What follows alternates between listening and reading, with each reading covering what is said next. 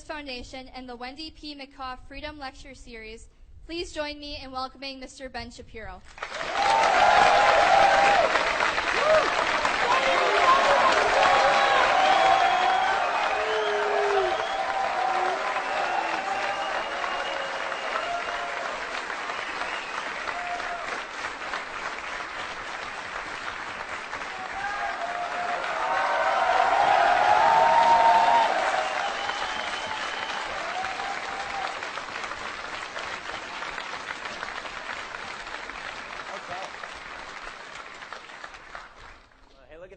That doesn't actually try to arrest me when I come.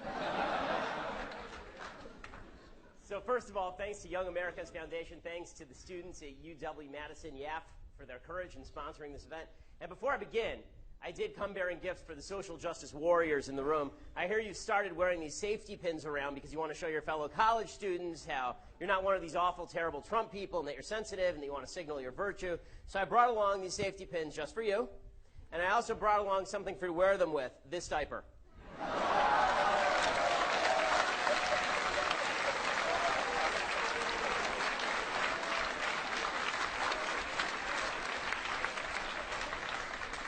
It's time to stop being self-indulgent, children. It's time...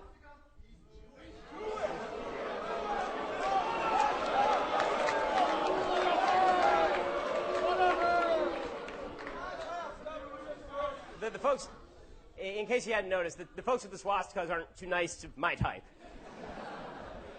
Stop being self-indulgent, children. Stop pretending that everybody who voted for Trump is a vicious racist. It's your right to protest, of course, but you just make yourself look like an idiot when you cry over a duly held election. By the way, I didn't vote for Trump. You can keep whining about reality like privileged snowflakes, but you're going to melt in the sun of reality. And by the way, Donald Trump doesn't care whether you protest. Donald Trump is sitting somewhere in Trump Tower, eating a steak, and bathing in your salty, salty tears. He didn't care. Now, I hear that a lot of folks at this university, publicly funded university, want this campus to become a sanctuary campus for illegal immigrants. I do have a quick question. If this campus can be a sanctuary for people in the country illegally, why are so many people trying to ban American citizens from this community from coming to this lecture? That was an actual thing today. There was an attempt to try to stop members from the general community from coming to this lecture. And by the way, I'm fully aware of this private Facebook page titled F White Supremacy, Interrupting Ben Shapiro. Well, with all due respect, F you right back, gang.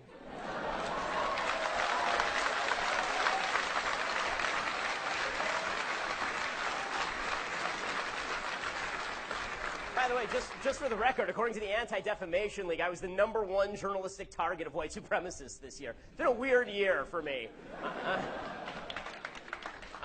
On the one hand, I've been targeted by Black Lives Matter and called the KKK. On the other hand, I've been called Black Lives Matter by David Duke, so it's been really weird. Thanks, by the way, to a Wisconsin State Senator Dewey Strobel. He wrote today, as a taxpayer-funded university, Madison should make efforts to have more events open to the public, not fewer. But for those leftists who want to make this a sanctuary campus, what if I just declare everybody who's my fan illegal, and then they can come whenever they want? Okay, now on to some more important matters. Today we're going to debunk 3 favorite terms of the left. These are so... Shame! Shame! Wow, it's like Game of Thrones. Should I get undressed and walk down the aisle? I do love it. Hey guys, how's it going? Are you done yet, or you want to you can keep standing, but people behind you can't see. I'm happy to talk with you. Safety! Safety! Safety! Did somebody fart? Safety! USA! USA! USA! USA! USA! USA! USA! USA! Okay, so do we have that out of the way, or are you going to continue doing this? Like, really? I tell you, try not to be children, and the first thing you do is start screaming like my 2-year-old. I tell you not to be children, the first thing you do is stand up and start screaming like my 2-year-old.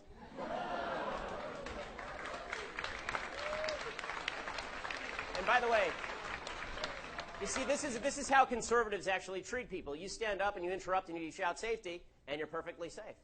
Look at that. It's amazing. Look how that works.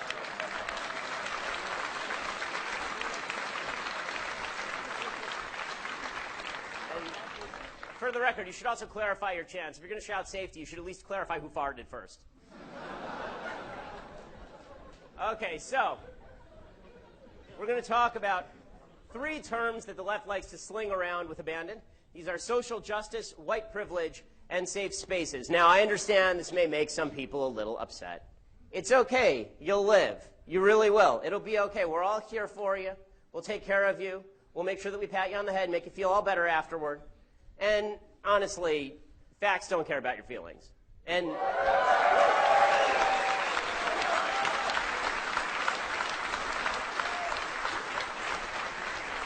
okay.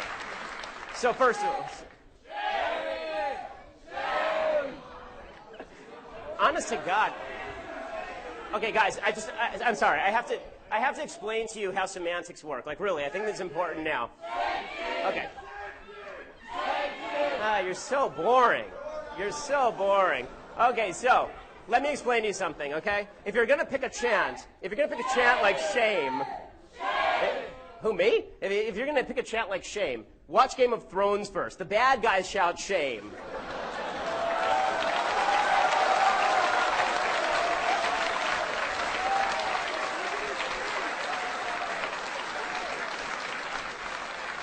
You're not changing anybody's mind. All you're showing everybody is that your collective IQ, if it were channeled into electricity, might be able to toast a piece of bread lightly.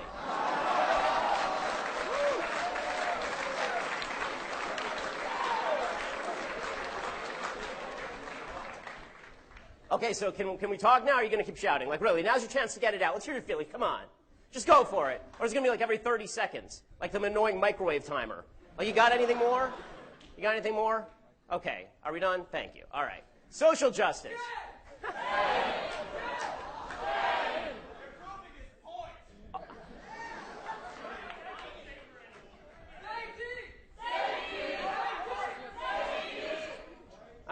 Now, normally I don't like to do this, but if we have any peace officers, this actually is now a disturbance that we would like to get past so that we can actually have a discussion. If you guys want to talk, we can talk. If you want to shout, get the hell out. For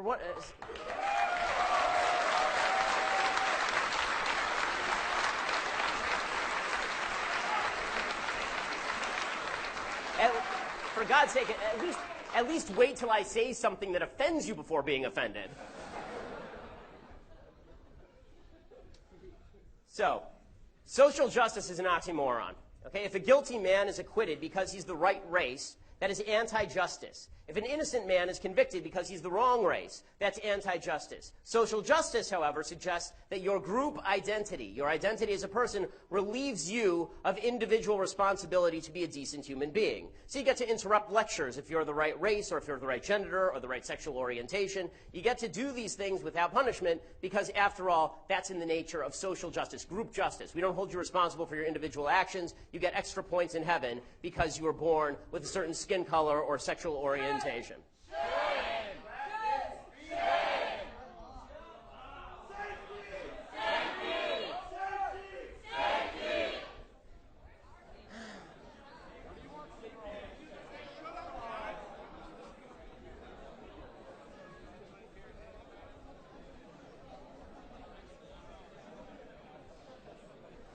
Today, all you hardcore leftists call yourselves social justice warriors, and you do this because you believe that individual justice is racist and sexist and bigoted and homophobic.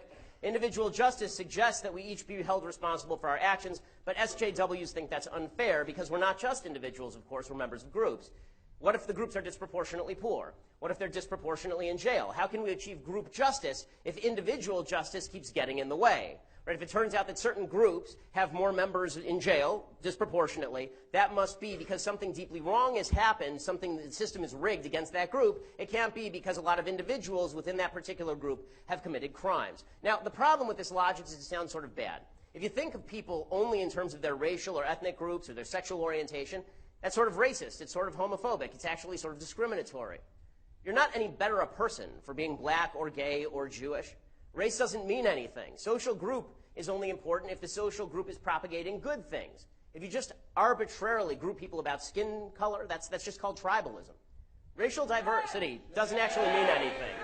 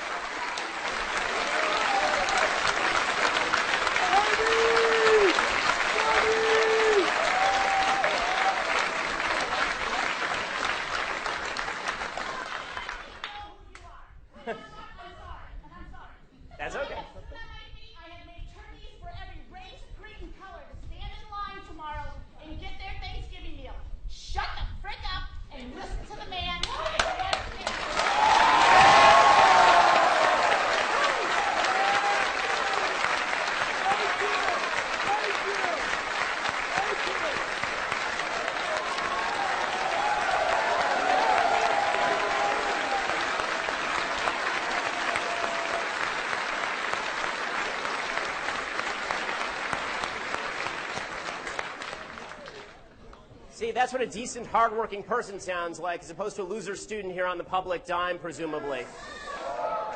This is a public university. Everybody here is presumably on the public dime. Okay, so racial diversity doesn't mean anything. Decency means everything. Diversity isn't good unless the people who are racially diverse are doing good things. Diversity isn't bad unless the people doing bad things are racially diverse. Diversity isn't our strength. Decency is our strength. Decency. Remember that? Decency. Decency. Decency. Decency. Decency. Decency. Decency. Decency. Decency. Decency. Decency. Decency. All right, guys. But as you can tell, the left does not care about decency. They care about groups. Why? Because the left doesn't believe in individuals. Instead, they believe that individual rights get in the way of creating their collectivist utopia. They think fairness can only be achieved for everyone if all groups end up in the same place. They want fairness. Not fairness of opportunity or fairness of rights, fairness of outcome. Cosmic justice. Now, individual fairness of outcome cannot be achieved by government interventions, and SJWs know this. So instead, they suggest that the reason that individuals aren't achieving individual fairness is because of collective unfairness, right? Victim groups have been sinned against. The real reason that some groups are less successful in America than others, or some individuals are less successful than others, that's because of white privilege, right? According to the left, if there is inequality of outcome, that's because there's shadowy white privilege. It's living in the shadows, squashing people of other colors. White privilege is inherent in everything, from capitalism to free speech. Any system that doesn't result in racially diverse results, that must be the result of white privilege. So we have to tear down white privilege. And this is a really seductive idea. The campus left simply gives people this feeling of virtue by counting them members of victimized identity groups. If you're an underachieving black woman, the left says you're underachieving not because of the decisions that you've made, but because the system hates you. If you're an underachieving gay Hispanic man, you must be failing because the system targets people like you. According to the campus left, the only people who certainly have not been victimized are, of course, white heterosexual cisgender males. Right? The system was built to benefit them. The founding fathers designed a governmental, economic system to protect their own interests at the expense of minorities everywhere. This white privilege, say all these members of the campus left, extends to every area of American life. It's totally inescapable. You're born into it if you're white. You're born with a heavy burden on your back that can never, ever be alleviated if you're born non-white or non-straight or non-male. Now, there is good news for those of us who are white, heterosexual, cisgender males. There is a way to relieve ourselves of this burden. All we have to do is shout shame at ourselves. Right? If we shout shame at ourselves and we acknowledge that the system is privileged in our favor, then everything's cool again. All we have to do is just get up and say mea culpa, mea maxima culpa. It's all our fault. Yay!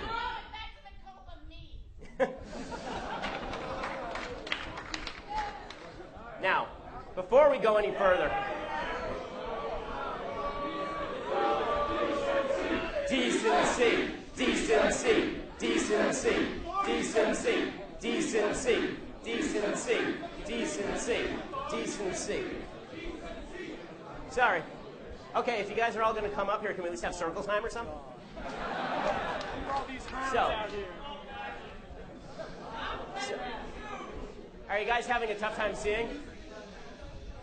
Safety! Safety! Safety! Safety! Safety! Safety! Safety! Safety! Safety!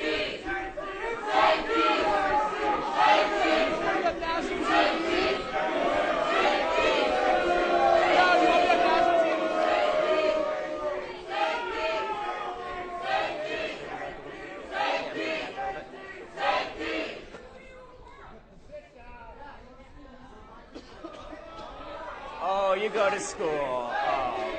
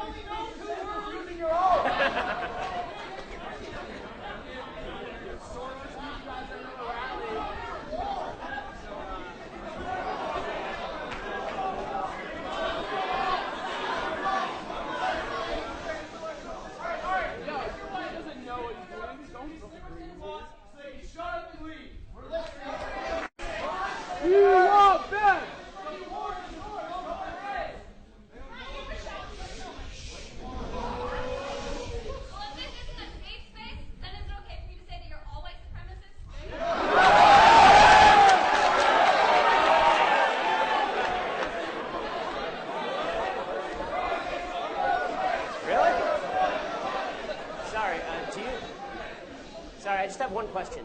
Do you know me? Do I know you? Like, how do you know anything about me? Why am I a white supremacist? Because you guys are here shouting down people who are speaking. Really?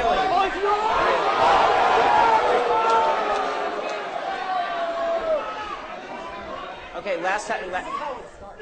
How what starts? How what starts? Well, what are we even talking about? What is it?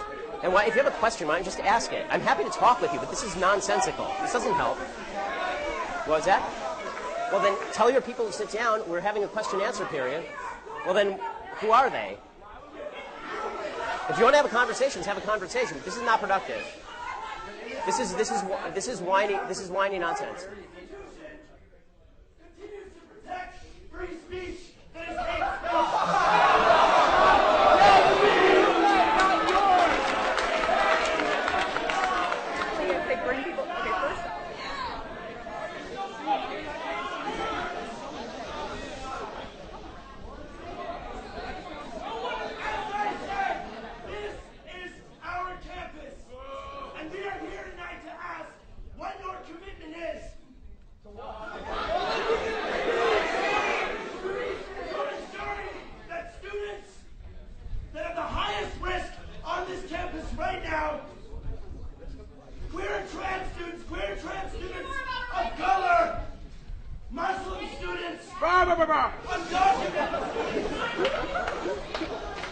I speak with those people and I ask what you are doing to ensure that they are not killed right now.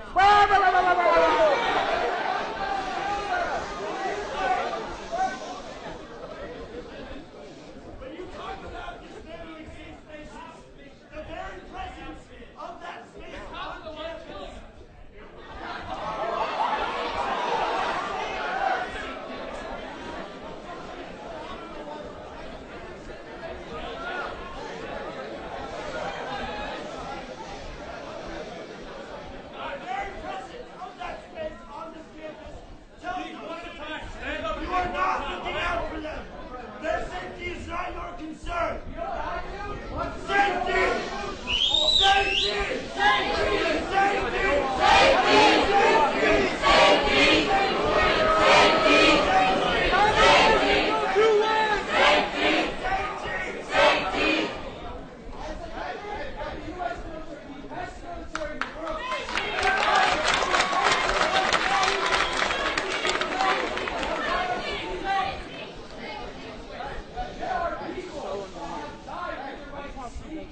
There are people over there right now making sure that you can stand up there. The least you can do is be decent about it and show them some respect.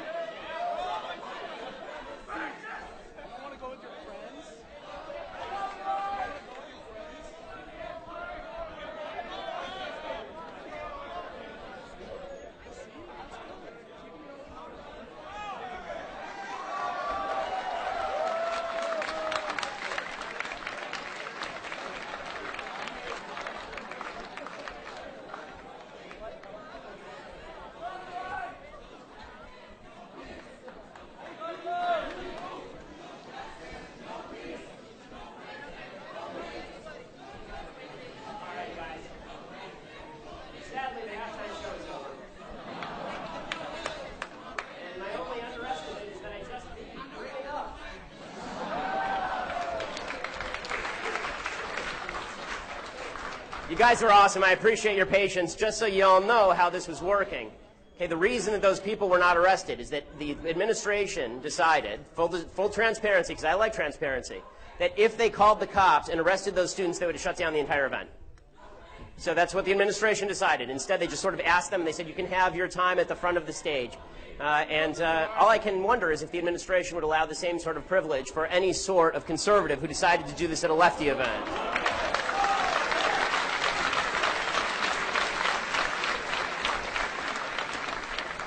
And let me just say, this nonsense about white supremacy, it is the vilest form of bullshit racism to suggest that all white people who disagree with you are racist. Okay, now, when last we left our story, we were talking, man, doesn't the school give homework, or does anybody have a job around here? I guess when you're majoring in gender and diversity studies, you got a lot of time on your hands.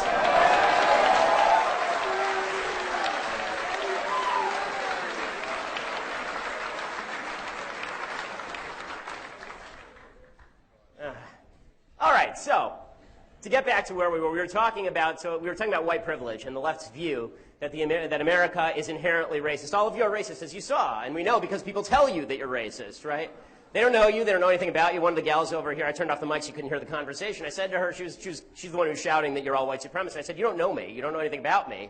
How do you know I'm a white supremacist? And she said, well, that's the image you give off. And I said, really? Was it the yarmulke that did it for you?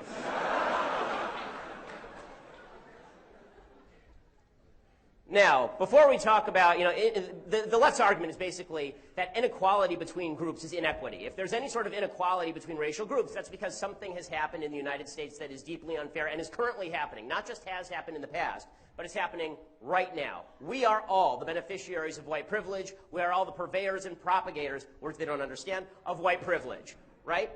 Now, it is true, before we go any further, that black people in the United States have obviously suffered historic discrimination.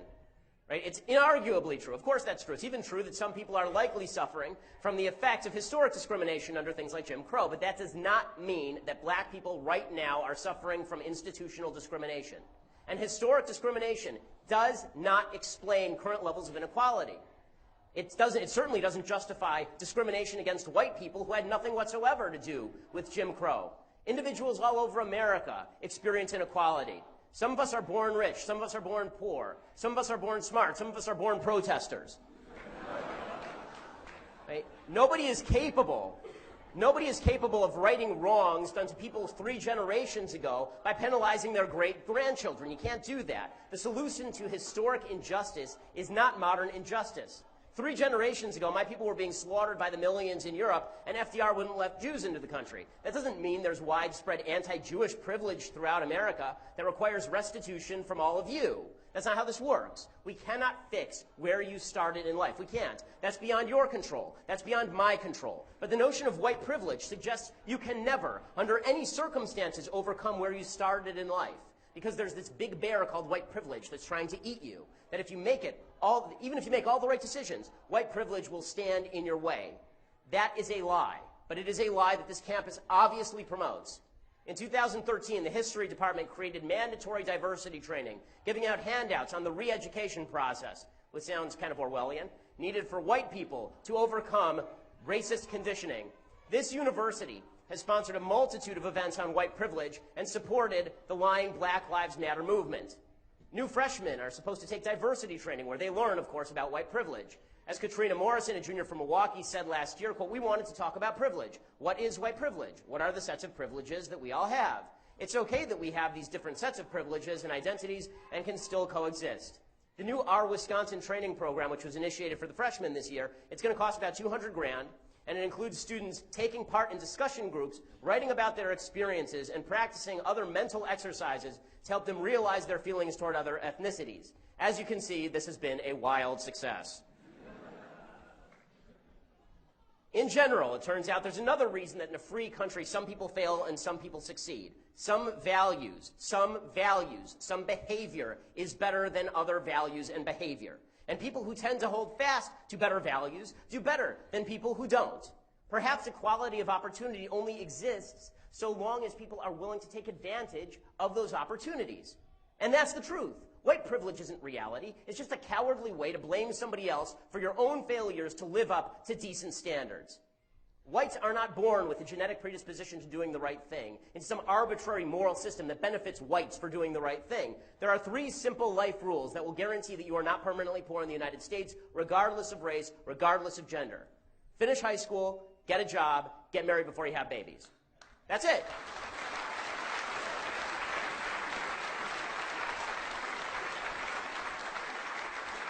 And I guarantee you that everybody in this room and all the people outside are capable of this. Right? You've already finished high school. Everybody, even the poli-sci majors, will eventually get a job. And you're all capable of not having babies before you get married. Just don't put that there right now without that thing on it. Come on. There is no such thing as generalized white privilege or institutional racism. There is just decision privilege. For example, it turns out that the greatest privilege in American society is being born with 2 parents in the home. And that is true for every single race. It is true regardless of race. The poverty rate among 2-parent black families in the United States is 7%. The poverty rate among white single-parent families is 22%. What happened to the white privilege? Why isn't the white single mother richer than the black 2-parent family?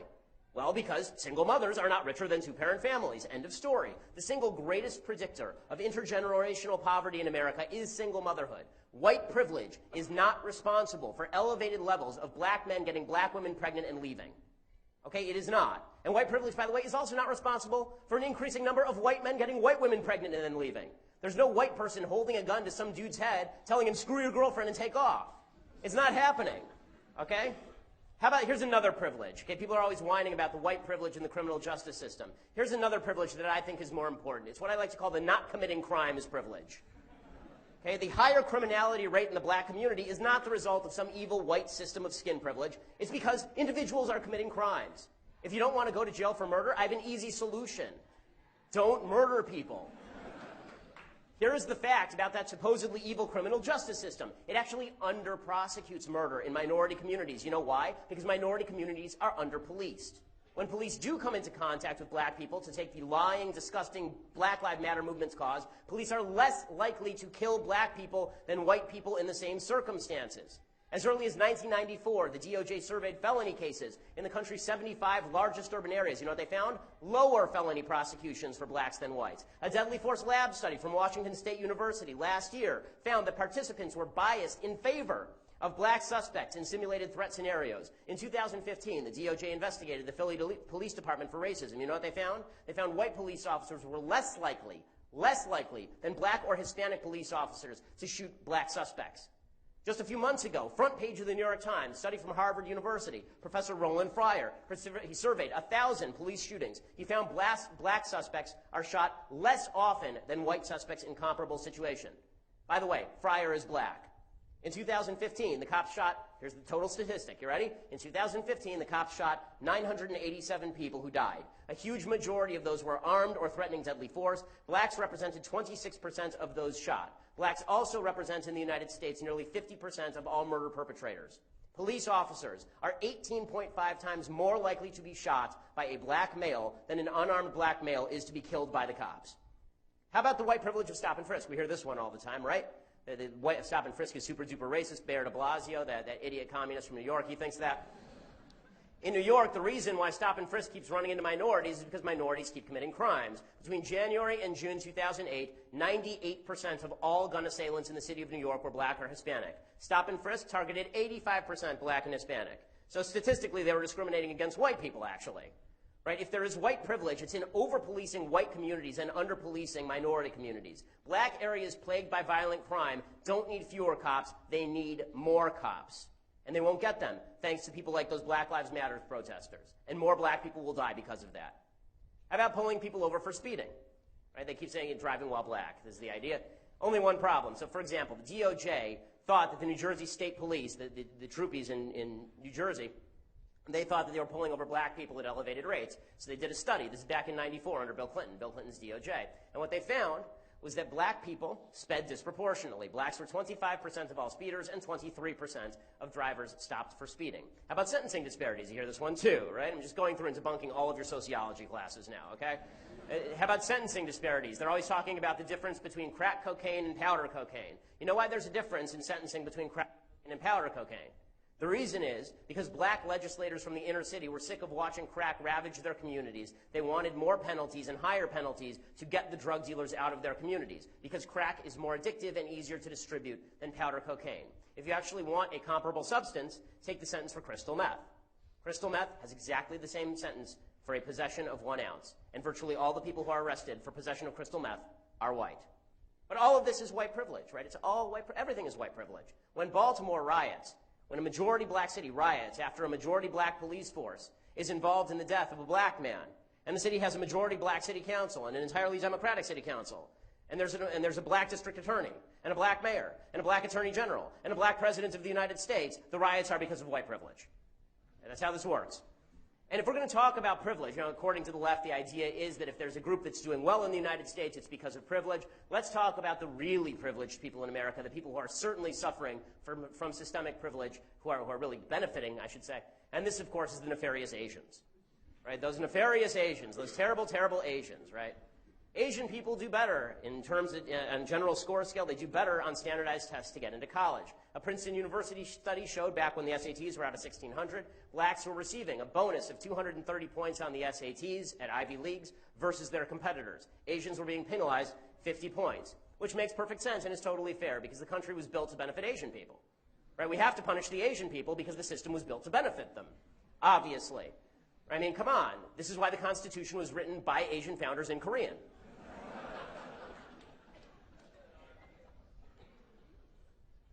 Now, as you may notice, if you accuse a racial group of privilege without evidence, it looks an awful lot like horrible racism, doesn't it? But that's what the left does constantly, and that's what we just saw tonight, when every white person in the audience was labeled a white supremacist and a beneficiary of white privilege without one single solitary shred of evidence.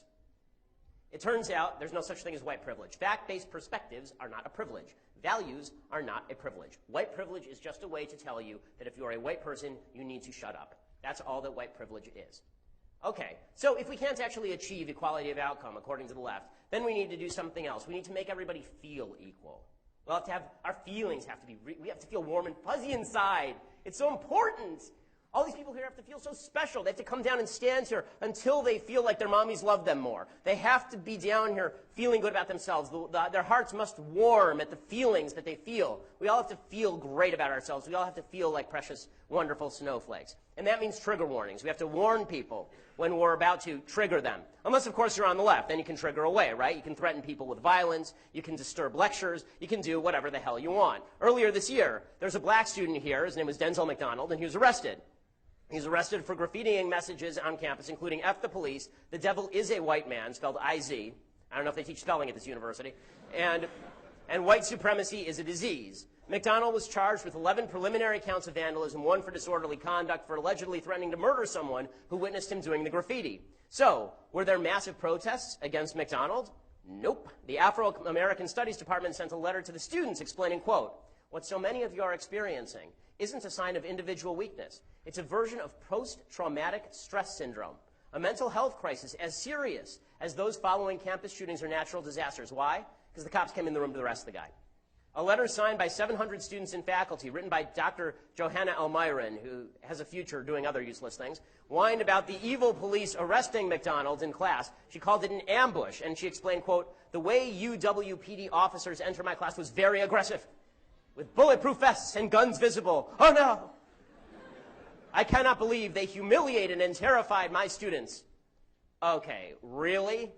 Like, we have a bunch of people in this room, including a military member in the audience. A lot of people in this room, both the guys.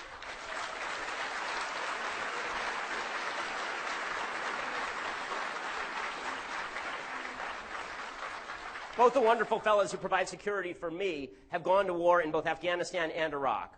All I can say...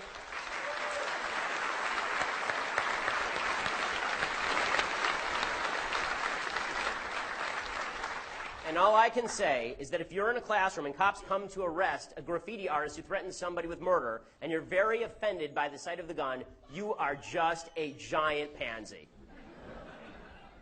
By the way, after all of this, there was another campus protest. You guys are good at that here, apparently. It was titled, "We Are God," which is weird. God doesn't know about it. It says, "We Are God, a day of disrupting white supremacy and anti-black racism at UW-Madison." Remember, all of this was about a black guy graffitiing, "F the police, and the devil is a white man," and then being arrested. Right? It's white supremacy to arrest that guy. The protesters said they wanted to let the chancellor know that there are consequences for perpetuating white supremacy.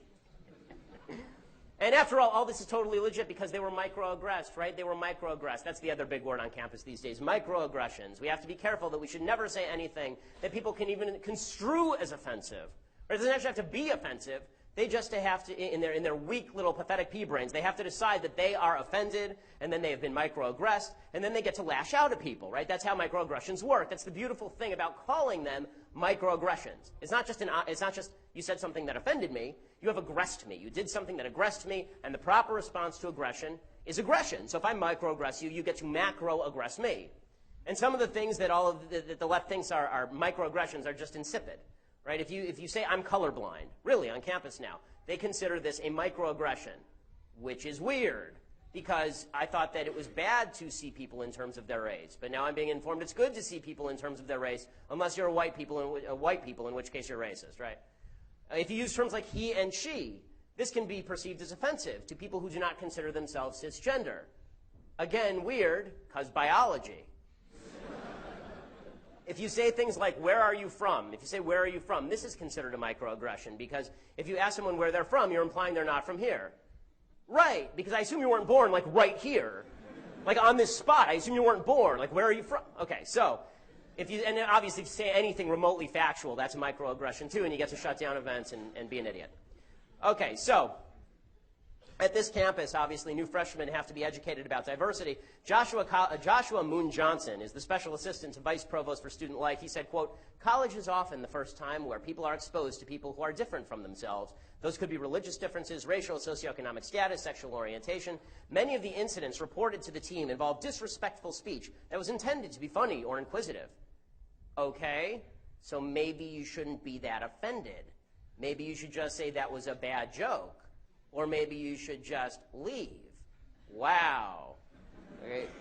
But Johnson says that students have to be taught the historical context surrounding race, difference, and violence. Unless, of course, you're a white person, then screw you. The training includes talks about identity, culture, and microaggressions. Johnson, by the way, said that his particular set of work is influenced by his personal identity as a Christian, queer, multiracial, Asian American, Euro-American man who grew up in Mississippi, which is a lot of labels. And the nice thing is that the more labels you grant yourself, the more ways you can be offended, which means the bigger a hero you are to people on the left. At UW-Milwaukee, one group actually asked people to stop using terms like lame, trash, and politically correct. If you use lame, trash, or politically correct, these are microaggressions. Mike Sportiello, who's the head of student government and a future lame, politically correct trash collector, he said that the campaign was designed to talk about how you feel. Life is about looking at how everyone feels and interacting with each other, and then presumably if you don't feel good, you hit somebody, right? And this has bled up, unfortunately, to broader swaths of the left. So I've experienced this personally, and I love telling this story. So who here has ever watched CNN headline news? Show of hands. Okay, this is the entire crowd that has ever seen CNN headline news. No one else in America has ever seen it. They don't know it exists, right? So they have no ratings at CNN headline news. So this would have been about a year ago, and it was when Caitlyn Jenner was in the news, because Caitlyn Jenner is, of course, the great hero of our time. And ESPN was deciding ESPN had decided to give Caitlyn Jenner the Hero of the Year award. It was very important. Caitlyn Jenner was a great hero because Caitlyn Jenner is a transgender individual. So CNN looked up conservative in the white pages. They actually do this in LA, and I'm the only one there. And so they called me in. I'm the only conservative in a 30-mile radius, and they said, "Can you come in and talk about this?" And I said, "Sure." And they said, well, they always pre-screen you. They said, "What's your perspective on this?" I said, "Well, my perspective is there's nothing heroic about somebody who's suffering from mental illness. And I take mental illness very, very seriously. There are mentally ill people in my family. Pretending that the delusions of mentally ill people are reality and that we all have to conform to those delusions does no service to the mentally ill, and it does no service to the rest of society. Caitlyn Jenner needs help. Caitlyn Jenner does not need to be feted for mutilating his body." Right? This is my perspective on transgenderism. Okay, so they call me in, and they bring me into the green room, and the producer comes up to me, and he says, so we here at CNN Headline News have no ratings. And I said, yes, I'm well aware. And he said, so tonight we really want you to just say what's on your mind, just say what you feel. I said, you came to the right place. And then he says, and by the way, I used to produce for Jerry Springer. It was at this point that I should have started having some second thoughts.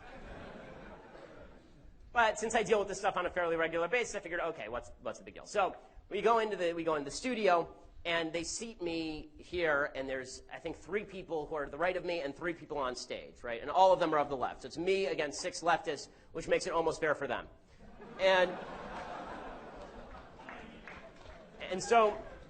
they start the discussion. And the discussion is, should Caitlyn Jenner be given the honorary Medal of Honor? Should Caitlyn Jenner be given a burial spot at Arlington National Cemetery? Should Caitlyn Jenner be appointed Pope? Should we construct a golden chariot to carry Caitlyn Jenner to the sky like Elijah? Right? That was the nature of the conversation. It wasn't, is this heroism? It was, how great is the heroism? Like, more or less than the guys who stormed the beaches in Normandy. Right? That was the discussion. And then finally they come to me, and I expressed the opinion that I just expressed to you. Right? They said, does Caitlyn Jenner deserve the award? And I said, no, I don't think Caitlyn Jenner deserves the award. There's nothing heroic that happened here. And I neglected to mention one thing. The person sitting next to me is a transgender person. The transgender person's name is Zoe Tur. Zoe is formerly Bob, and Zoe had about 100 pounds on me, and his voice is an octave lower than my own. So we're having this discussion. And Zoe, and I say what I'm saying, biology matters. There are only 2 sexes. You don't get to make up in your own mind what your sex is and then tell everybody else to deal with it. I can't call myself Napoleon Bonaparte and expect everybody else to just call me commander. That's not the way that it works. Right? I can, if I had to identify as anything, by the way, I would certainly go with Your Grace. But in any case, this discussion goes on, and the transgender person sitting next to me, Zoe, turns to me and says, you don't know anything about biology, little boy. And I said, well, I know for a fact that every single cell in Caitlyn Jenner's body contains a Y chromosome, except ironically for some of his sperm cells. And Zoe Tur says, well, you don't know anything about genetics, little boy. I just keep repeating this over and over. You don't know anything about genetics, little boy. And finally, I turn to Zoe Tur and I say, well, what are your genetics, sir? And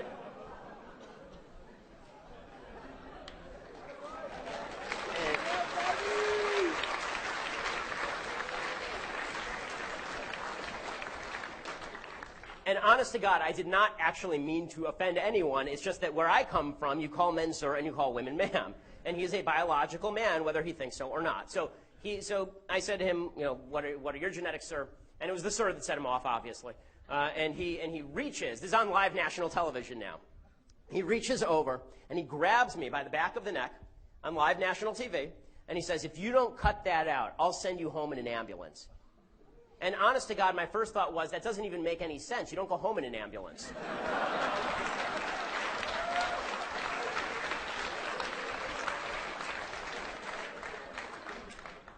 But what I actually said was, that seems mildly inappropriate for a political conversation. Because normally when I engage in political conversations with people, they don't threaten to do me bodily harm while grasping the back of my neck with their not particularly feminine hands. But here's the punchline of the story. It's not just that I'm a jackass. The punchline of the story is that everybody on the panel, every single person on the panel, nobody has any problem with the assault and battery that just occurred on their set on live TV. Every single person goes, how could you say that to Zoe? That was just terrible. How could you possibly say that? You knew that was going to offend Zoe. And that's the first time I dropped facts don't care about your feelings. Like, I'm sorry that it offends Zoe Tur, that Zoe Tur is a man, but Zoe Tur is a man. By the way, the threats of violence continued after this. As Zoe was hulking out of the set, Zoe turned to me and said, I'll see you in the parking lot.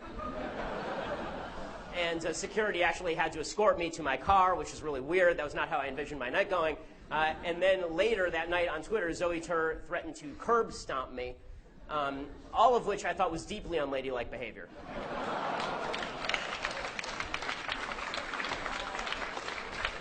But of course, all of this is okay according to the left because nobody bothers to ask whether microaggressions are free speech.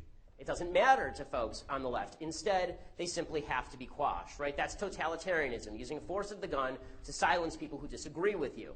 And the folks on the left control the campus dialogue. Because if you call yourself a victim, that makes you the good guy. You can do anything to the person who's the bad guy. There's a woman, I guess, named Nika Akubizi. I don't want to get her name wrong. She's executive director of United Council of UW Students, Inc., and she said this year. She said, maybe I can't pay attention in class because someone calls me the N-word on my way to school, which is terrible, obviously. Microaggressions happen continually. So any effort to decrease those, increase opportunity for students of color, women, queer folks to have space that is not oppressive to learn in. I don't think limiting microaggressions is limiting free speech. Yes, it is, by definition. You are free to say whatever you want in the United States of America, and nobody gets hit. This is the first principle of Western civilization. But don't worry, they're not for limiting free speech or anything, right? I mean, these people down here, they weren't limiting free speech. And once you've done all this, you've created a safe space. That's the beautiful thing. Now you finally have a magical safe space where everyone can feel equal, right? Except for the people who can't speak. Those people just shut up. They don't have to feel equal. But the rest of these people, they can all feel really safe. And they shout things like safety. Now, I was just here. Were there any threats of violence against the people shouting safety like scared little girls? No, there were no threats of violence. In fact, people were urging them. Why don't you tell us what you want so you can get the hell out of here? Right? No, that's not how, but according to them, it is inherently unsafe for people to disagree with you. It is inherently unsafe for people to disagree with you under any circumstances whatsoever. And now, of course, we have to host safe spaces for everybody. So if somebody wears a stupid costume to a UW football game, right, then we have to hold the safe space for that, right? This happened like a couple of weeks ago here. You had to hold a safe space because somebody wore a costume to the football game that was a jailbird costume. On one side was Hillary Clinton's face, on the other side was Obama's face, and then somebody dressed up as Trump and a rope around the neck. Okay, it wasn't a lynching thing. It was leading around a prisoner. And by the way, it wasn't a lynching thing also because Hillary Clinton is a white woman. But it doesn't matter. Everything has to be construed in the worst possible light, even stupid costumes. And then we have to have safe spaces. So you have somebody like Ruth McAfee, who's Assistant Dean of Diversity, Inclusion, and Uselessness. And she writes, it pains me to be sending out yet another email advertising a safe space hosted by the Multicultural Graduate Network and the Black Graduate and Professional Studies Association because, in theory, students should feel safe in any space on this campus. In wake of the recent events that have occurred, they're offering a safe space for grad students hurt by this to come and relax, vent, and or just enjoy one another's company. First of all, I'm just going to argue with this. When LaRuth McAfee says it pains her to send out yet another email advertising a safe space, it does not pain her. That's literally why she gets paid. If there were no safe spaces, she would be out of a job. They need to create need for safe spaces, otherwise administrators get fired. Right? But the left won't ever say grow up to anybody unless you're on the right. Unless you're on the right. So the same administration that declared a safe space because of a costume says it's okay for one of its students to sell hoodies that say all white people are racist. The same student also marketed hoodies reading, quote, if I encounter another cop with a God complex, I'm going to have to show the world that they are human. And the administration has nothing to say about that. UW said, in this case, the individuals involved are exercising their rights to free speech and engaging in a private activity unrelated to their status as student. Ah, I get it. So now free speech is okay. Now free speech is okay. How convenient for everybody. I mean, again, I love the administration's decision here to suggest that if we have to sit around waiting for these idiots to leave for 20 minutes because if the police have to arrest anybody, they have to shut down the entire event. Right? So I can't speak and you can't listen if idiots get arrested, which makes perfect sense, except for not. Okay? Safe spaces are safe in the same way that the Matrix is safe. It's nice and safe until you wake up and you realize that you're actually in a bucket of goo and there's a wire strapped into your head. As you can tell from our guests earlier, all of this is making college students totally insane. It's making them whiny, crybaby, insane people. And it makes them evil, too. Because if you're constantly on the lookout to be a victim and you think you can act with violence to people who victimize you, you're going to end up hurting other people. You will. You will end up doing bad things and hurting other people. It is important that we all get out of this victim group mentality and fight that mentality at every turn. Here's the truth. America is the safe space, and nobody cares enough to victimize you. No one cares about you. Your parents do. My kids care about me. My wife cares about me. My parents care about me. Nobody else cares about me. Great. I don't want people bothering me. I don't want people telling me things I can't do. The more, you may have noticed this from leftist government, the more people say they care about you, the more they want to bother you. Okay, but in America, nobody cares about you. It's your job to make your way in the world, and nobody is going to get in your way, because they don't spend every waking moment thinking about how to keep you down. They have other things to do. They have jobs, they have lives, they have children, they have wives, they have husbands, they have lovers. I mean, they have everything going on in their own life. They don't have time to worry about the whiny snowflake who's here on a state subsidy tuition. They don't. So the idea that you need a safe space from all these people, they don't care enough about you to worry about how to stop you. And that's the wonderful thing about America. And that's why we have to fight for every shred of freedom that we can keep. We have to fight every shred of political correctness. We have to stop this nonsense. Because the more of this fascistic nonsense there is, the more talk about social justice and white privilege and safe spaces and trigger warnings and microaggressions, the more of this nonsense there is, the less freedom there will be. And if we don't maintain that freedom, there will be no safe space for anyone. And we, all the people in this room now, all the people who are hearing my words, we are the dividing line between freedom and tyranny. Ronald Reagan once said that freedom was always one generation away from extinction. Well, freedom is also always one generation away from revitalization. And we can be that generation if we stand up and stand together and stand for freedom. Thanks so much. Happy to take your questions.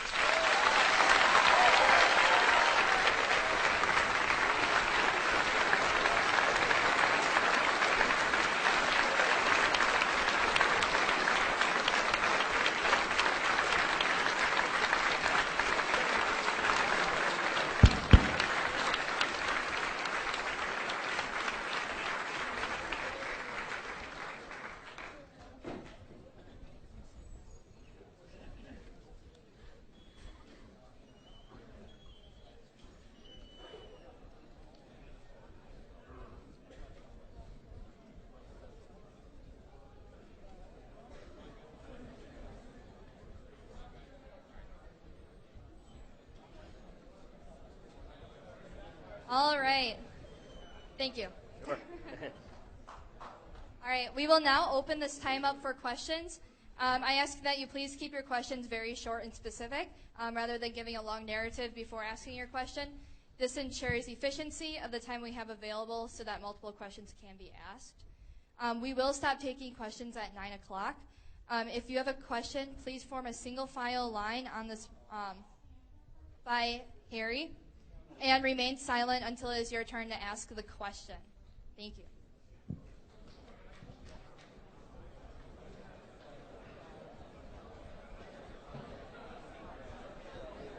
Absolutely, of course.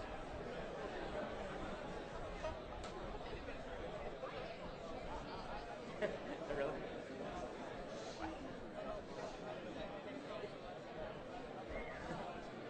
All right. Alrighty, so let's get started. And yeah, we'll try to run through the questions relatively quickly because I know people have a lot of questions. Hi, Mr. Shapiro. So I believe that the first half of the 21st century will be controlled by identity politics. I think the trend is clear considering we had the first women and orange man win party nominations. I want to know how a person who may not rely on identity politics can effectively make their voice heard over those who do. Okay, so this is a really great question. I agree that what we've seen is the rise of identity politics on the left, and I think that there's actually a rise of identity politics on the right. It's why you see this, the rise of the so-called alt-right, which is an identity politics-driven group. The idea that white people need their own sort of political action group. And that's a problem to me. I'm not somebody who believes in identity politics. I think identity politics are actually evil. I don't think that you have your own interest group because of your race or your skin color or your ethnicity or any of that. So the only way to really speak to this is by going back to a message that I think we all chanted tonight, which is decency. Right? It's very easy to get tribal. People are inherently tribal. We all feel more for our families, as I said, than we do for people more broadly around us. The only way that you break that cycle is by having what they call social capital. And the way that social capital is created, the reason that I trust you, or that I trust my neighbor to babysit my kids, is because I know that my neighbor is a decent person. So if we encourage everyone on an individual level to abide by decency, then you can break the never-ending cycle of identity politics. But that actually requires stuff to happen outside the realm of politics. It requires an upsurge in civic morality. It requires an upsurge in things like people going to church and joining together as communities. It requires a real move toward people talking about how to deal with each other morally on a non-governmental level. If you do all that, you can recreate a social fabric that has been torn apart by identity politics. Thanks a lot. Hey, Ben, huge fan, first of all. My question for you is pretty simple, and that is the Republican Party the answer for conservatism in America? So the Republican Party is just a tool, and as we've seen in this election cycle, it's a tool that's available for anyone to take over. right? So sometimes you're going to get a conservative leading the Republican Party, and sometimes you're going to get an ad hoc nationalist populist leading the Republican Party. It's the obligation of people who are conservative like me to try and fight inside the Republican Party to change the leadership if you don't like the leadership. And talk of third parties, very difficult structurally to put together a third party. If Trump ends up driving the Republican Party far away from conservatism in a very clear and obvious way, you will see some rumblings about a third party, because there are too many people who still believe in kind of root traditional conservatism to be thrown off by Trumpism. So it is the tool right now. Will it always be the tool? Not necessarily. The Whig Party was once the tool, presumably, and that fell away too. So things change.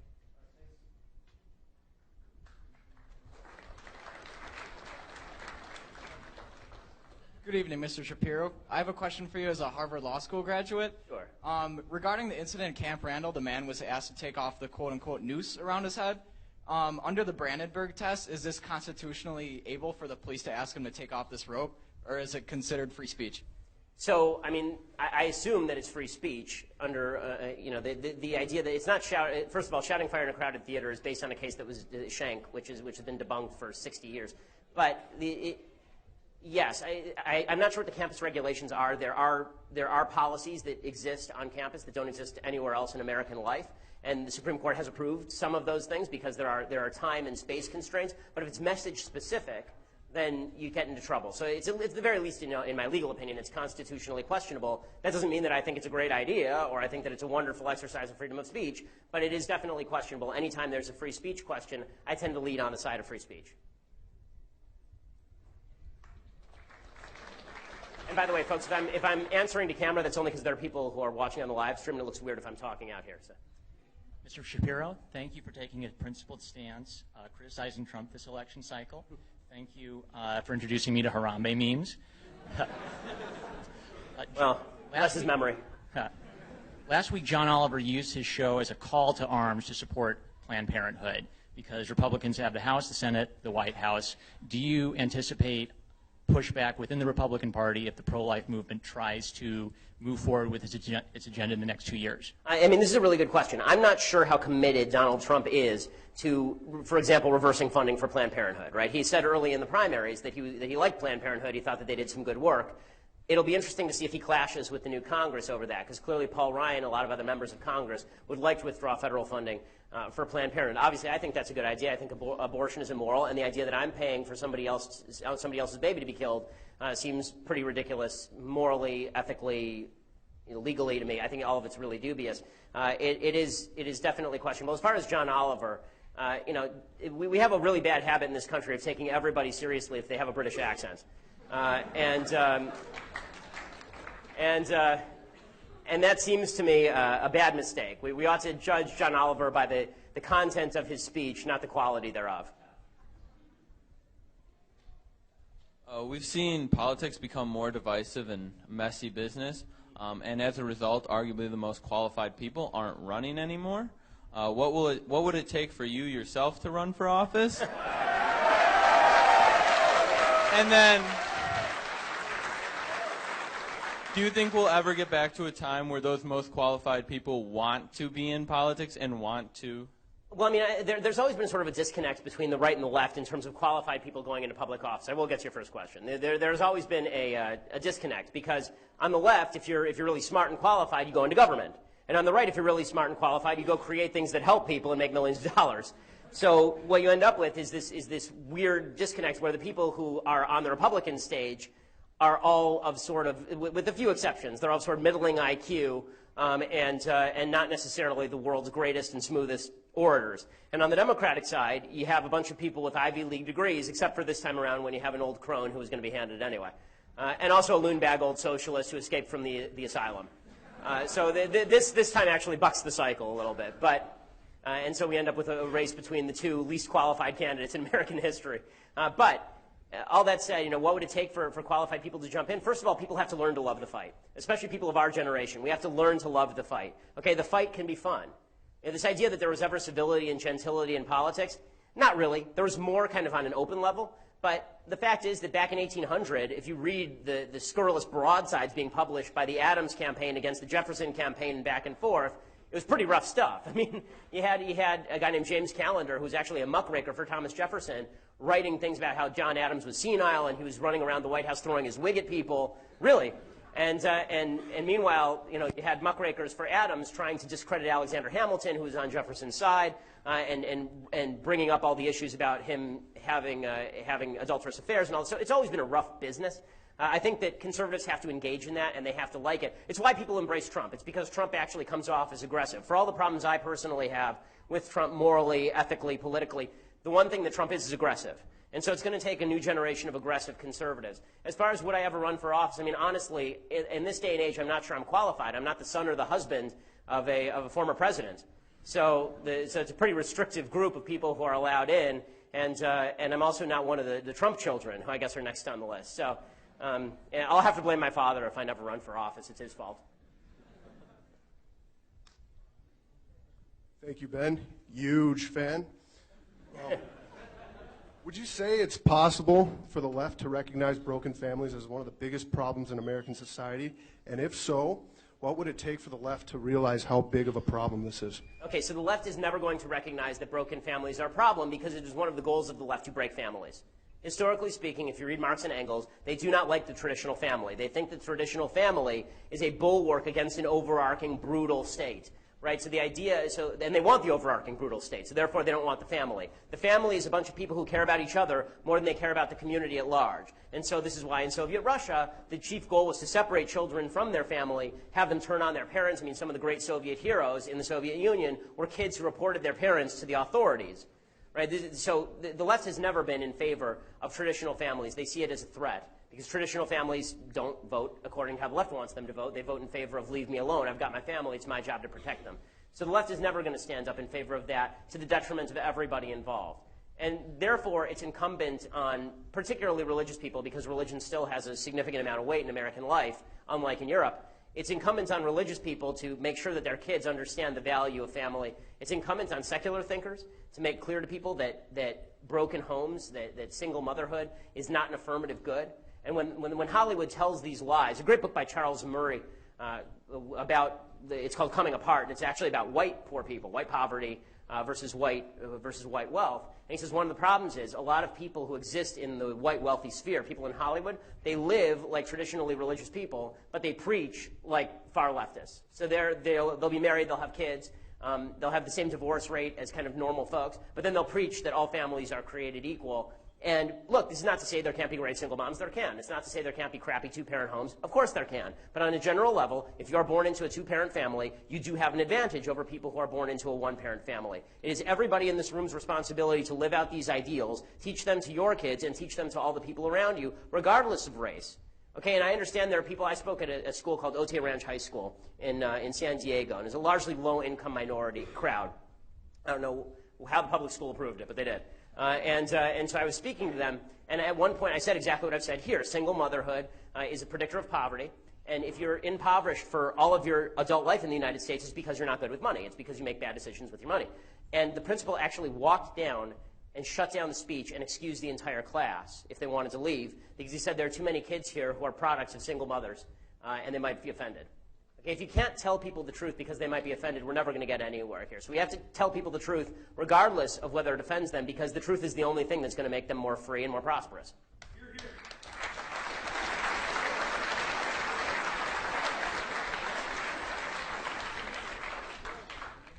Hi. Howdy. Fact number one. Transgender is not a disease. This is not my opinion. This is facts from the World Health Organization and the American Psychology Association. Just like gay people don't have a disease. Fact number two. Rich kids stay rich, poor kids stay poor. Out of 1,800 billionaires in the world, 12 of them are black. Where you come from, where you grow up, how much your parents earn, whether your parents were married plays a major role in determining where your is there a question life mark at the end? Fact number three. I would just like to remind you that hate speech is not free speech. Yes, it is. And my question is, since facts don't care about your feelings, why did you use false facts? Okay, so none of the facts that I used are false. First of all, yes. No, okay, first of all, would you like the answer? Okay, so the three facts you mentioned, you talked about transgenderism. First of all, until 5 minutes ago, the DSM specifically defined transgenderism as a disorder. It defined it as gender identity disorder, now calls it gender dysmorphia, which doesn't even make sense. It says that depression is the actual problem, not the actual gender disorder, which again does not explain why the transgender suicide rate is upward of 40%, and the actual suicide rate for the rest of the American population is lower than 3%.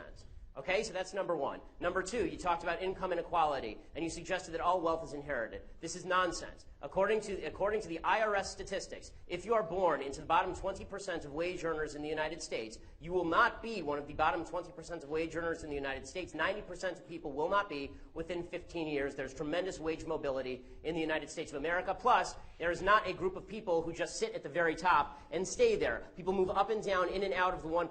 1% just defines the line of income. It doesn't define the people who are in that 1% of income. I've been in the 1%. I've been out of the 1%. It will happen to lots of people. People who are older tend to be more likely to be in the 1%. They weren't once in the 1%. What happened? Okay, so that's number two. Number three, you say hate speech is not free speech. It depends how you define hate speech. The only speech that is not free speech is speech that overtly defends or pushes violence. Specifically, speech that is generating violence, right? That's the only type of speech that's not hate speech. If I say things you don't like, that's not hate speech. And if you think that it is hate speech, you're a fascist. End of story.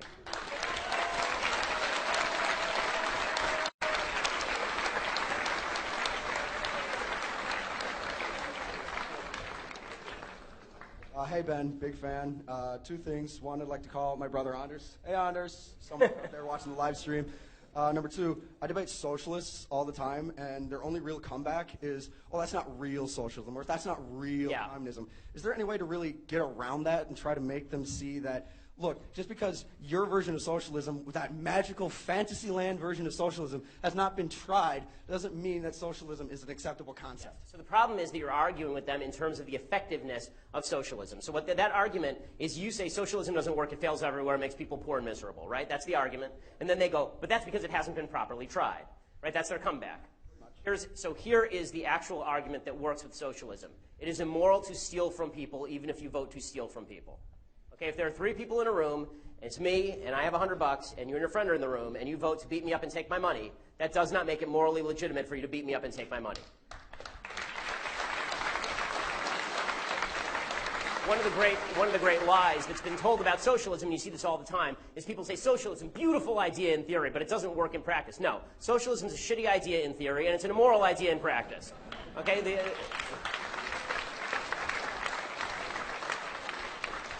Socialism violates at least 3 of the basic 10 commandments for those who still care. It makes government into God. It suggests that you can steal from people if you vote for it. And it says that it is good to be covetous of your neighbor's ass. Right? For Bill Clinton, it has a different meaning. But the problem for conservatives is we never actually argue on a moral level. We're constantly arguing on an effective level, on an efficiency level. And that's a problem because the left always argues on the moral level. In the end, they always say, sure, my ideas don't work, but they're fair. They're fair, right? And so what you have to say, the only way to come back to that from that is to say, no, your ideas are not fair, your ideas are theft. Your ideas are theft. You don't get to steal from other people just because you want their stuff. That's the only way to beat that argument, do it on the moral level. Otherwise, they can always argue, well, it's not perfect, it's not perfect. Okay, there's no way to come back from that because, again, they're operating in unicorn land with gumdrop rainbows and fairy skies. Thanks.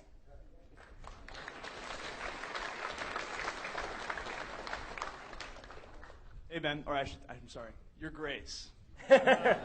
Thank you for not stealing my identity from me. Yes, of course. I want to be polite here, obviously. Yeah. Anyways, respect the pronouns. Yeah. One, how'd you become a Cubs fan? Or a White Sox fan? Yeah. How dare you? Yeah, I'm sorry. Your Grace, please forgive me. Please forgive me. Pray for me tonight. 2, do I have the honor, Your Grace, to shake your hand? And then 3, how do we fix the education system in America? Because as you know, the K-12 system is really kind of falling apart in the inner cities. Our model is pretty much outdated. It's something that's been used since the 1920s. Yeah. Secondary education is also kind of what, as we just saw from the precious cupcakes outside. Yeah. If you major in lesbian dance theory, as you like to say, you get a $200,000 education and you can't get a job. Right. What do you think the solution be to that? Okay, so first of all, on the White Sox question, my dad and mom are from Chicago. My dad was a White Sox fan. I inherited all of his rooting interests, and it's been a really bizarre year for me.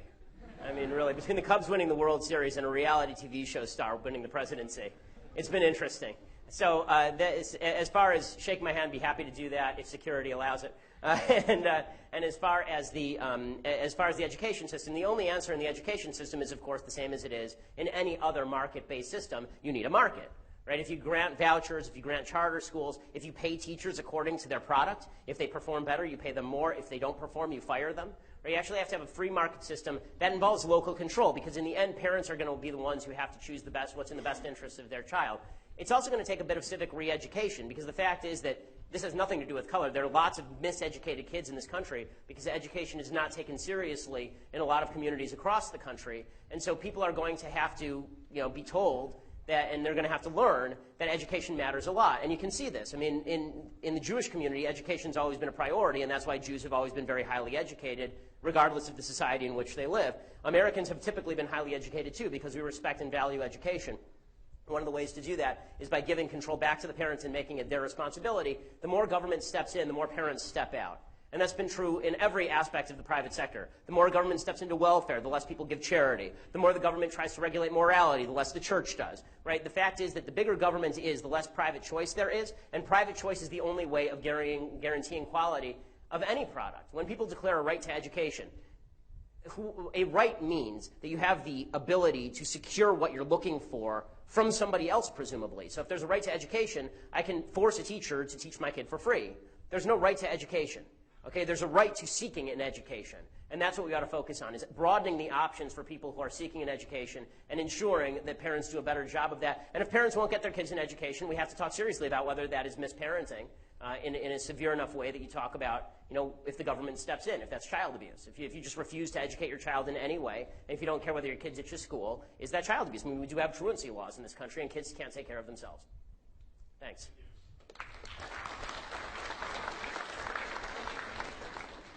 Hi, Ben. Big fan.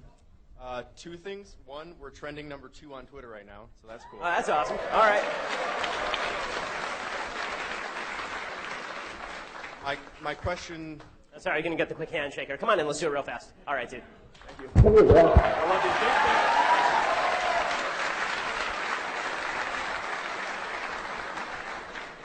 My question is similar to the last one. It's where did this campus fanaticism come from, and how, if ever, does it end? Okay, so the campus madness came about in the 1960s, and what happened is the same thing that happened to the entire 1960s generation, and that is a lot of people came back from World War II, and they said, we are going to protect our kids from all vicissitudes. We just went through the Great Depression and World War II. We are going to make the world safe for our kids. They're never going to have to experience hardship. And they did a wonderful job of that. They made the most prosperous country in world history, the most peaceful country in world history. And their kids grew up in the lap of luxury. And once you grow up in the lap of luxury, young people particularly are always looking for something to push back against. They're always looking for something to fight. And so they decided they had to fight the system. They had to fight injustices in the system. And some of the injustices they identified were real, like racial injustices or injustices based on sexism. And some of them were absolutely false, like the Vietnam War. Right? So the fact is that they were looking for something to rebel against. And the administrators simply let them have their way. The administrators simply said, okay, we'll cave before you, because obviously I think they were taken by surprise. And now those administrators have taken over the universities. Right? Now the kids took over the slots that they once occupied. They occupied the buildings, and then they became the professors. And now you have a self-perpetuating cycle, because in order for anybody in this room to get a doctorate in the social sciences, you personally have to go through the rigors of a leftist professor agreeing with your dissertation, right? So if you write a dissertation on why gun control is a failure, good luck trying to get somebody to sponsor that dissertation. So you've created this cycle. The only way to break that cycle is, once again, more options. And that's why I say that schools like Hillsdale College do a wonderful job, provide a wonderful alternative. The other thing that I say to college students is, in this particular case, you have no choice. And so if you have to play a leftist in order to become a professor, and then you can use your power against the system, do it. Right? So if you have to, when I was at UCLA, I graduated summa cum laude from UCLA and then cum laude from Harvard Law School. I didn't have to do this at Harvard, because Harvard was actually open to this stuff. But at UCLA, I had lots of professors who were very much to the left, and made pretty clear that if you disagreed with them, you were going to get graded down. And so I would always speak up in class, because we had blue books. I don't know if you guys still do blue books, but we had blue books, and you wrote your student ID number on it, not your name. So they had no clue who I was, right? So I would talk in class like the Republican conservative that I am, and then in my blue books, I would write like Bernie Sanders. And it worked beautifully. It worked beautifully. Straight A's from UCLA. And now the wonderful thing is they can't ever call me stupid because I have degrees from their top institutions. So that's something that you may have to do in a liberal setting if you have no other choice, obviously.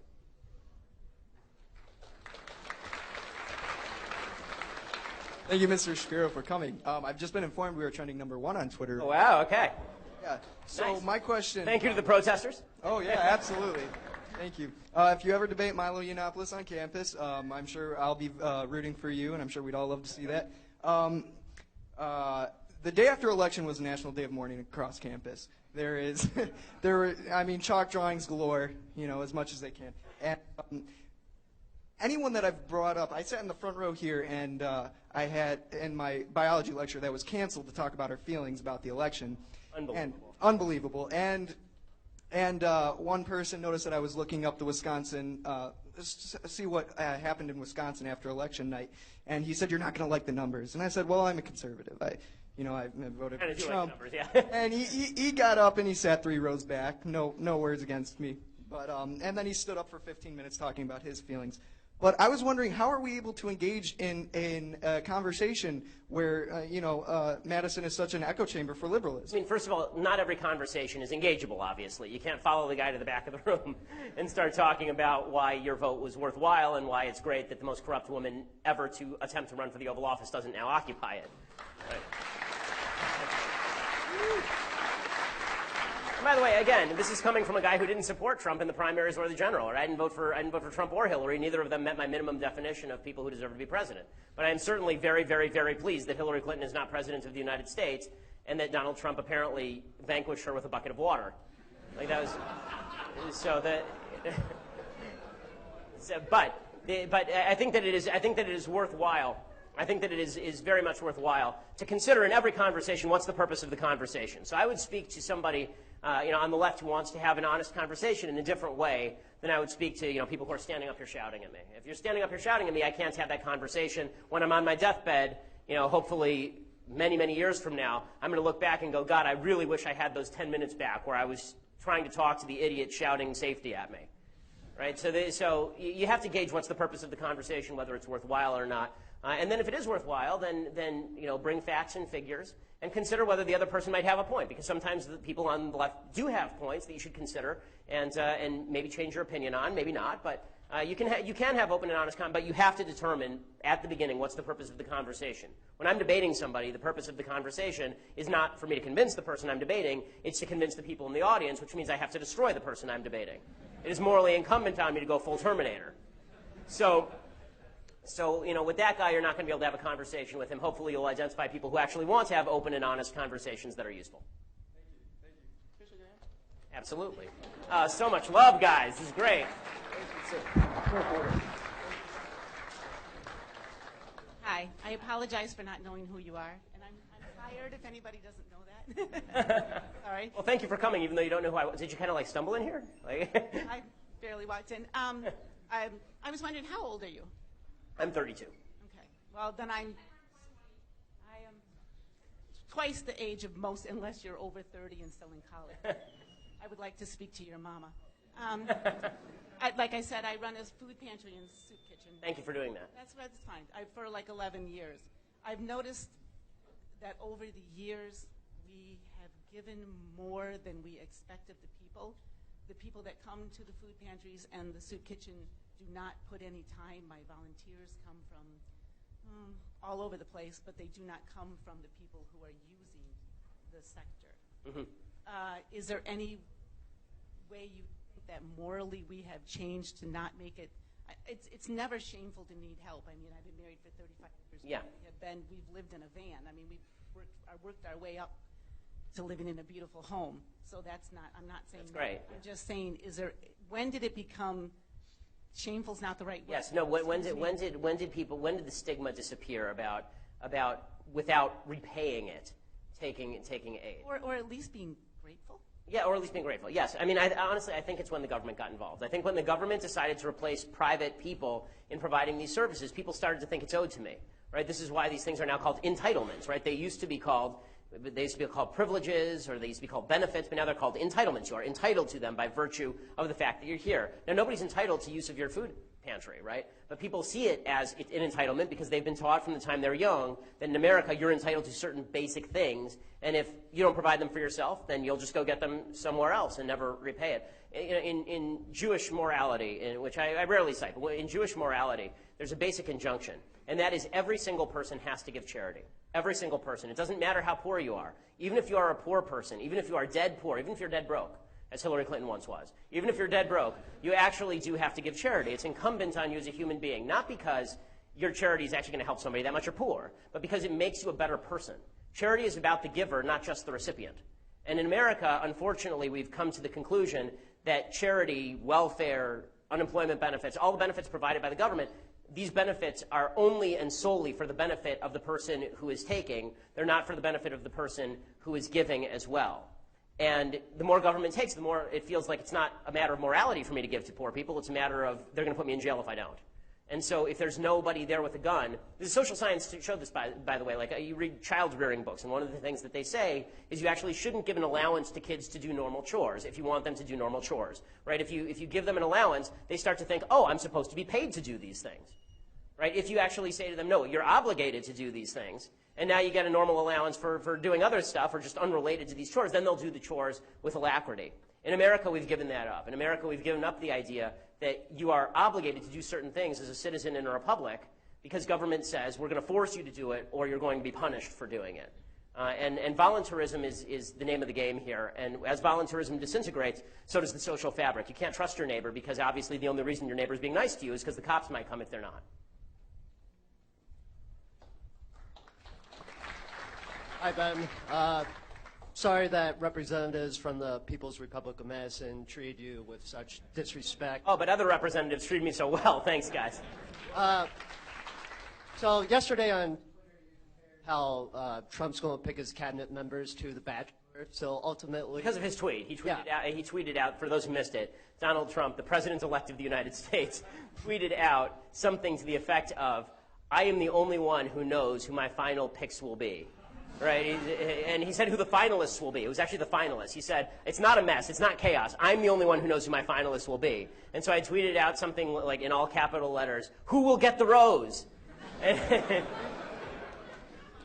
So ultimately, my question is, who do you think will be the most qualified and competent people? I know you've been talking about how Bolton would be a fantastic qualified choice for Secretary of State. Yeah. But for other people, who do you think should get the rose in terms? I mean, so he's mentioning some good. So I do on my podcast. I do a segment called "Good Trump, Bad Trump," and I've been doing it for months, and now I get to do it for years on end. And that's the thing with Trump. He's a total mixed bag. Like you don't know. You put your hand in that bag, and you don't know whether you're going to get a rose or dog do. Like it could be anything. That's what makes it so spicy. And so you know he'll say things like, you know, maybe I'll consider making Rudy Giuliani the Secretary of State. You know, I like Rudy Giuliani, but his experience with international policy is limited to the fact that he lived a few miles from the UN at one point. You know, and then he'll mention Michelle Rhee as Secretary of Education, which would be great. Right? Michelle Rhee would be excellent as Secretary of Education. Bolton would be excellent as Secretary of State. He mentioned Kelly Ayotte for Secretary of Defense. She'd be just fine. Right? Then sometimes he just mentions like crazy out of the woodwork ideas that I don't understand in the slightest. Right? So we'll have to wait and see. Of course, he only knows the finalists, and the reality show editors have not edited it in the back room yet to make it look like this was all planned. My mom is a reality TV show producer. That's how they do it, gang.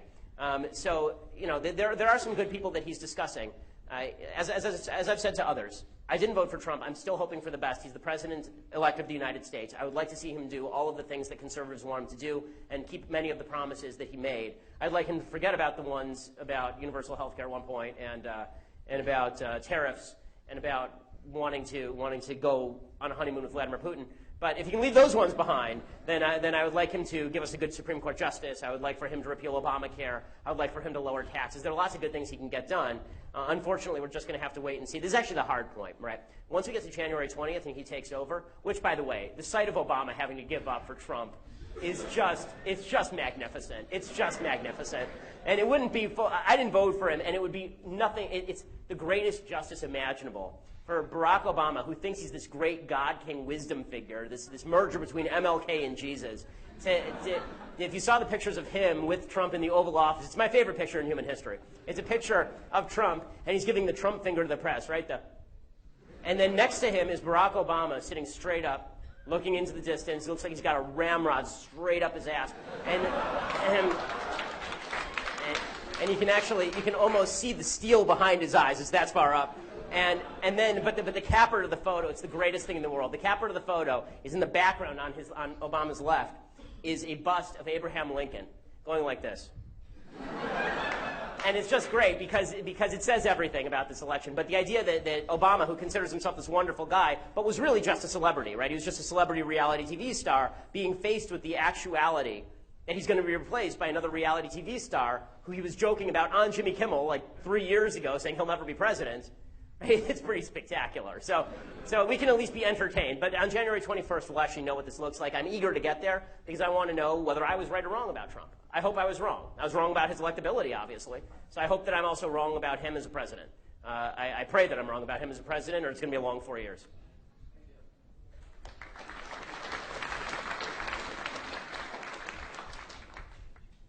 Mr. Shapiro, as you may or may not know, last year, 80 Silicon Valley executives sent a letter to North Carolina expressing their strong discontent for their transgender segregation bathrooms or whatever, basically boys go to boys' bathrooms. Yes.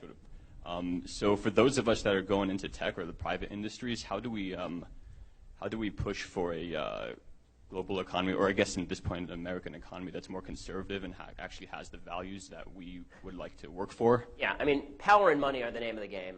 And this is why I say you have to make choices, knowing the industry that you're going into, how much you're willing to compromise your own values in order to go into that industry and become successful. You know, I'm lucky enough that I get to be in an industry where my legitimate job is just speaking my mind every day, which is a pretty wonderful thing. But most people don't. I mean, my mom works in Hollywood. That means that she doesn't get to talk politics at the office, and it means that she has to kind of keep her mouth shut when it comes to issues like this.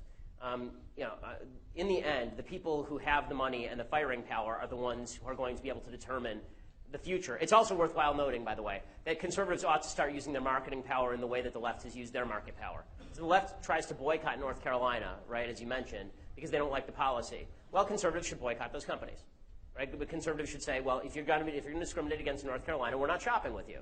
Right? If you're going to say to Brendan Eich, the CEO of Mozilla Firefox, that he has to be fired because he supports traditional marriage, then we should say, okay, no one's going to download Mozilla Firefox, and you're going to take a hit in your stock price. That's actually happening now with Grubhub, right? The Grubhub CEO said that he was going to discriminate against Trump employees, people who voted for Trump and were employees, and the stock price has dropped like $6 in the last 72 hours. The NFL, I think, is taking a major hit specifically because of this. I think Colin Kaepernick and the Black Lives Matter movement, it's turned off an entire audience. People who used to think, it's a Sunday, I'm just going to turn on the TV and watch a football game, they think, I don't want to lecture on how America's racist and awful, or Bob Costas telling me about gun control. Screw it.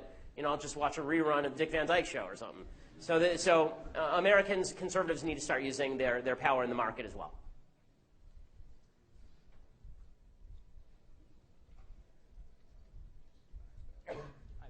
Howdy. You make me feel really underdressed. I think this ideology of, social justice and victimhood ultimately is Marxism. Yes. And as someone who came from Venezuela escaping communism, you can imagine the terror that I feel, when I see the state of the media and academia, and given the Democratic nomination, also politics. So my question to you is, why does Marxism refuse to die? Marxism refuses to die because Marxism gives people a utopia to live for. There's a great book called Secondhand Time that I'm reading right now, which is kind of an oral history of the Soviet Union. It's from all these people who were, it just won the Nobel Prize in Literature in 2015. Great book. I highly recommend it. And it's all these people who lived through the Soviet Union and then the fall of the Soviet Union, and all these people who were really excited when the Soviet Union fell, but now it's been replaced by Putin's Russia, and they're nostalgic for the Soviet Union again. They want Stalin back. Stalin shirts are still selling out in Russia, where people's ancestors were being murdered. And there's a book by Daniel Jurgen and Joseph Stanislaw called The Commanding Heights. It came out in 1999. And what they said is by the end of the decade of the 90s, capitalism had defeated communism. But they said communism will come back, socialism will come back. And the reason is because in the 1930s, look at the Spanish Civil War, people were dying from the communist side. In the Spanish Civil War, it was communist versus fascist. People on the communist side were dying with the words, this is the rumor anyway, Stalin on their lips. Nobody dies with the words free markets on their lips. Nobody dies with the words nice house on their lips. And the fact is that because American conservatives have not pitched our case in terms of morality and decency and what's right and wrong and what's good and bad, we've instead pitched our case in terms of, look, here's some nice stuff. That's not a winning message. George Orwell wrote a fantastic essay. You should go back and look it up. It's the single best political essay ever written. 1940, he writes about why does Adolf Hitler's Germany rise? Why are young people signing up for Nazism when it clearly is such a flawed philosophy, deeply evil, guaranteeing blood and pain, right? And what he says is, what we here in the West don't understand is that nice houses and decent cars and enough food to eat, all of that's nice enough, but there's still a yearning in the human soul for something more. There's a yearning in the human soul for flag flying, and there's a yearning in the human soul for the sound of guns, right? I mean, there's a yearning in the human soul to fight for something, to make your life matter. Now, as religion declines in the West, and this has been one of the major factors, people don't find their meaning anymore in the idea that I am doing something good on behalf of my fellow man. Instead, they say, I need a utopia to belong to. I need a communal cause to identify with. That's why you see people marching in the streets. That's why you wouldn't see one of these kids who's doing this before stand up and do this by himself, right? You need a bunch of people to do it together. It's important because now you're part of something larger and you're brave and you're special. Right? You wouldn't do it as an individual. As an individual, you could actually have a conversation. But you're virtuous by membership in this clique. So the reason communism will rise again and is rising again and Marxism is rising again is because it says we're more moral, we will provide a utopia, and you can be part of building that utopia no matter how miserable you are. It doesn't matter if we dragged your parents off and killed them in the gulags. All that matters is that you are part of something great, that you are part of something wonderful, right? And that's not what America is. America says it's your job to be a wonderful person. It's your job to take care of your family. You want to make America great again, okay, the way to do that is by making yourself and your family great again. The way to do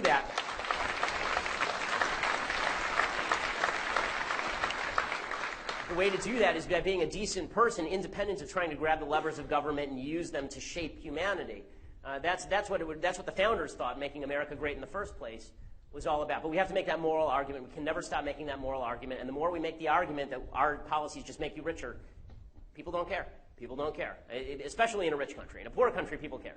Right? In a rich country, it's all fun and games because we can talk until the cows come home about social justice, so long as we get to go home and sleep at night in our nice warm bed sponsored by the state at a top university. But it's a lot harder to talk about social justice when you're eating dogs because you have nothing else to eat, as they are in Venezuela because all the shelves are empty. Thanks so much. Ladies and gentlemen, this will be the last question. Yes, and that transgender that grabbed you by the neck might be a direct result because people didn't listen to me. I'm the only person in 2003 that fought the International Olympic Committee over transgenders, and then it spread to, I sat with Jenner in 1976 before he set the record, and then it spread to the state high school leagues, and obviously it's going to go to the Supreme Court here, the bathroom bill, so I have a long history. I've taken the NBA on, NFL, all the major league teams. My question is, where is this all going to end up? Well, I mean, the left always needs a new civil rights movement because all of them remember when they were actually in the right on civil rights in the 1960s. So they're constantly comparing everything to civil rights. Right? Gay rights are civil rights. Transgender rights are civil rights. It's always the next thing is just like when we were marching on behalf of black folks back in the 1960s. And so after they obliterate gender, obliterate sex as a meaningful distinction, which is obviously silliness. You got the NBA boycotting North Carolina, or the NCAA boycotting North Carolina, but they still have separate men's and women's divisions, which is weird.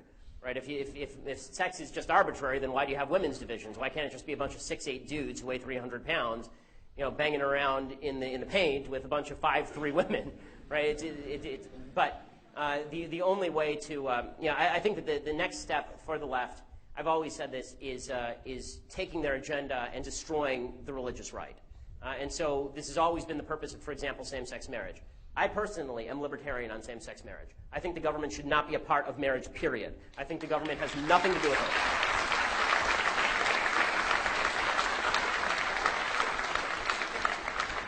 And that's not because I'm morally for same-sex marriage. I'm not. I don't think that homosexuality is I'm a religious person. You know, as a religious Jew, I believe there's such thing as sinful and not sinful. That doesn't mean that's public policy, right? Public policy is different than that. So when it comes to public policy, my feeling is that the government is really crappy at everything and hasn't promoted traditional marriage in any real way. When they tried to, it failed. Obviously, the government can't be the barrier between marriage and failure. That just doesn't work. I have personally 2 marriage certificates, right? I have the one from the state that I don't care about and it got lost sometime and I don't care. And then there's my Jewish marriage certificate, which is my ketubah, right? And that's the one that I cared about because it's the one that said I could have sex with my wife.